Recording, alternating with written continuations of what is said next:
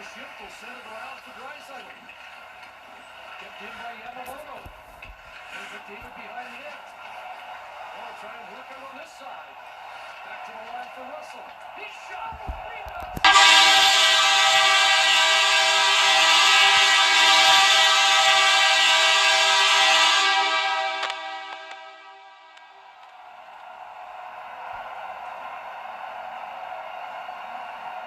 And with that goal by Puljujärvi, the Oilers get even.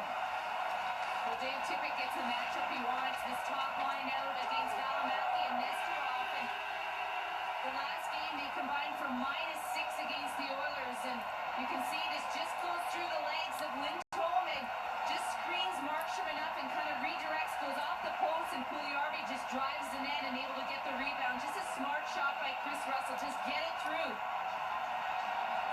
And you can see Markstrom